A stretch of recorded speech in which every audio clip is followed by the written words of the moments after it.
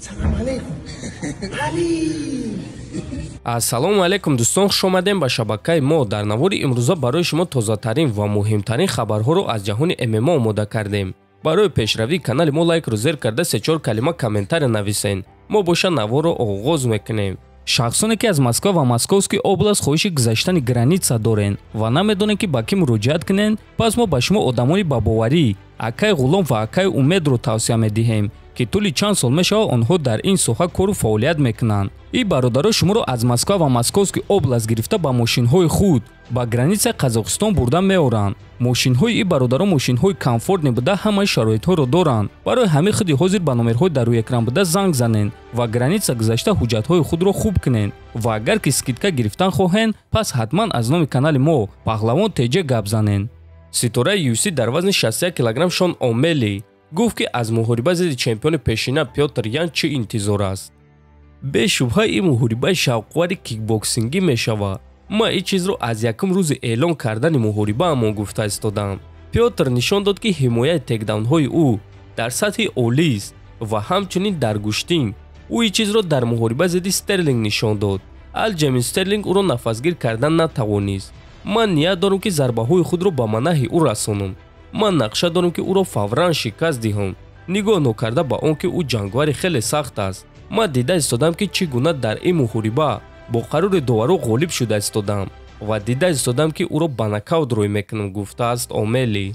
хотиррасон мекунем ки муҳориба байни Шон Омели ва Пётр Ян рӯзи 22 октябр дар Абу-Даби дар турнири UFC 280 баргузор мегардад ки муҳорибаи асосии ин турнир муҳорибаи унвонӣ дар вазни сабук байни Чарлз Оливера ва Ислам Махачев хоҳад шуд. шаби гузашта мураббии Оливера оид ба гӯштингири эронӣ Алиреза Ноӣ гуфт ки гӯштинги Ислам аз гӯштинги Ҳабиб дида зуртар аст, аммо ӯ боварӣ дорад ки шогирди ӯ Чарлз Оливера дар гӯштинг Ислам Махачевро ҳайрон хоҳад кард. рақиби Чарлз Ислам Махачев гӯштингири хеле хуб аст. фикр мекунам ки ӯ аз Ҳабиб дида зуртар аст, чунки Махачев гӯштингир аст, а Ҳабиб боша не. Ҳабиб самбист аст. Ислам низ самборо метонад, аммо ӯ дар аввал гӯштингир аст ва баъд самбист ва ҷанговари ММА. мо 4 соли охир бо Чарлз якҷоя кор мекунем ва ман дар ҳайратам ки чӣ гуна ӯ дар ин муддат гӯштинги худро хуб кардааст. ҳатто барои ман шахсе ки дар гӯштинг дар сатҳи олӣ баромад мекунад, ӯро ба замин афтондан душвор аст. ӯ дар гӯштинг ҳам дар ҳимоя ва ҳам дар ҳамла хеле хуб аст. мо дар ҳамаи техникаҳо кор карда истодаем ва ман боварӣ надорам ки Ислам Чарлзро ба замин афтонда метавонад. ҳатто агар ки ӯ ин корро карда тавонад, пас ӯ Оливераро ба монанди дигар рақибони худ дар замин идора карда наметавонад. Чарлз Исламро дар дуюм раунд маҷбур мекунад ки таслим шавад ё ин ки бо қарори доваро ғолиб мешавад, гуфтааст мураббии Оливера Алиреза Ноӣ. дӯстон, шумо оиди ин суханҳои мураббии Чарлз Оливера чӣ фикр доред? метавонед фикротона нависен. президенти UFC Дана Вайт гуфт ки пеш аз шиносоӣ бо Нурулло Алиев дигар ҷангварони топи UFC оиди Нурулло Алиев бо Дана Вайт суҳбат карда буданд ва ӯ бесаброна баромади Нуруллоро интизор буд. ман оиди Нурулло пеш шунидагӣ будам. оиди ӯ ҷангварони мо Ҳамзат Чимаев ва Гилберт Бёрнс гап зада буданд. барои ҳамин ман боварӣ доштам ки ӯ ба мо дар кор аст. баъди ғалаба Алиев гуфт ки омода аст ки ҳафтаи оянда боз муҳориба гузаронад ва ин чиз маро ҳайрон кард.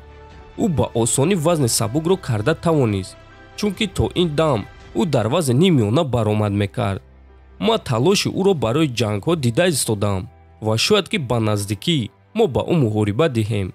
ӯ баромади хуб нишон дод ва маро ҳайрон кард. ба чашми ӯ ба ангуш заданд, аммо ӯ ин чизро паси сар кард ва баъд бе ягон проблема кори худро ба анҷом расонд. агар ки шумо граунд энд паунди худро истифода бурдан хоҳед, пас аз Нурулло Алиев ёд гирен, гуфтааст Вайт. дӯстон, маълум аст ки Нурулло Алиев ба Дана Вайт сахт маъқул шудааст ва умедвор мешавам ки то охирҳои сол ё ин ки аввалҳои соли оянда мо Нуруллоро дар актагони UFC мебинем. ва боз дӯстон, имрӯз Нурулло Алиев ба Тоҷикистон сафар кард ва соати 15:00 ба вақти душанбе ӯ дар Тоҷикистон мешавад. наворҳои навро интизор шавен. то боздид, хонободу сарбаланд бошед.